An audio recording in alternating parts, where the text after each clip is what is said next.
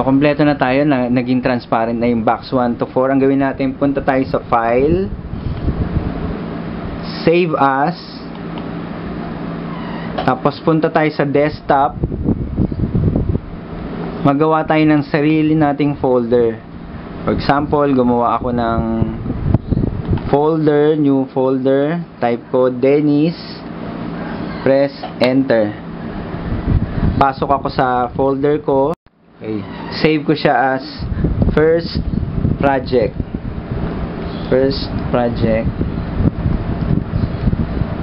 Sinave ko siya as PSD file para kung may revision o request yung client, baguhin yung font style o yung spelling o yung picture, pwede nating i-edit kasi nakasave siya ng Photoshop file. Pag lumabas yung PNG option, press nyo lang yung OK hanggang sa mag-save na siya. So, mapapansin nyo, i-minimize ko yung Photoshop.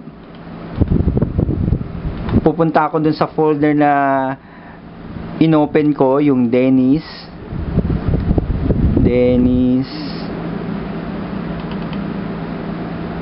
Dalawa ang file name niya. Isang first project, tsaka isang overlay. Ang gagamitin talaga natin yan, yung overlay.png. So, copy ko yung overlay.png, right click, copy.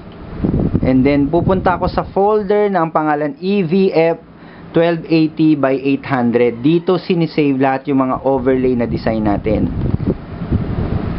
Right click, paste. Pag lumabas yung copy and replace, press mo lang yung copy and replace.